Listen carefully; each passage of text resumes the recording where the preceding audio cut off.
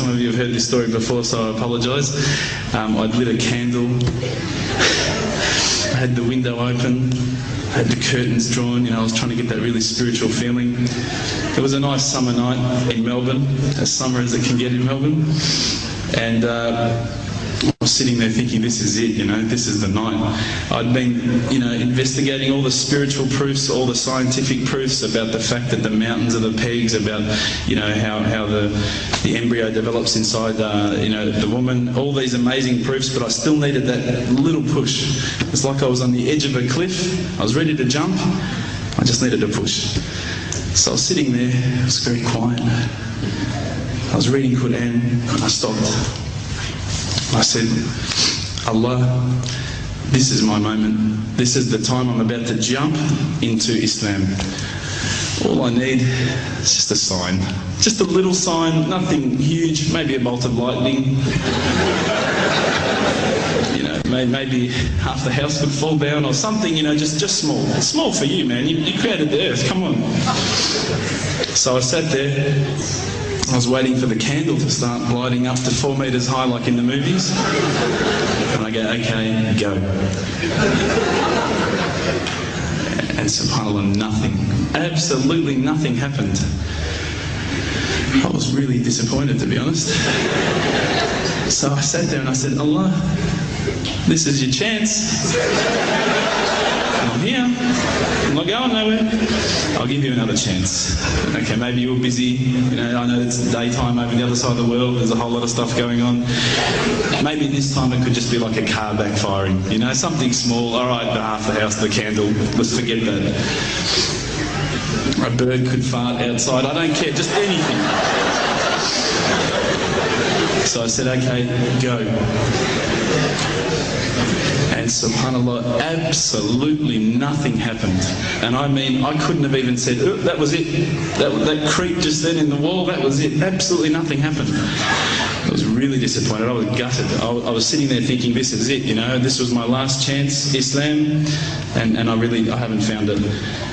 I pulled back the Quran, I turned back to where I was reading. SubhanAllah, the very next verse on the next page, for those of you who ask for signs, have we not shown you enough already? Look around you, look at the stars, look at the sun, look at water. These are the signs for the people of knowledge. SubhanAllah.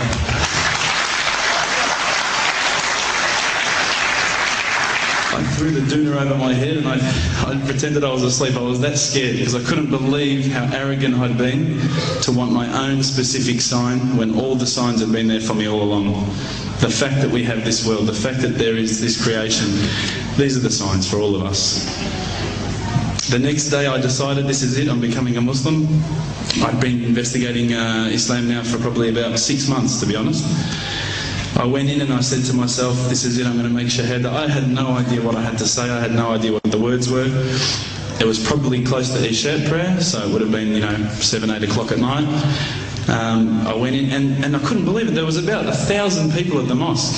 I thought, subhanAllah, look at this religion. Look at how strong they are. It was the first night of Ramadan.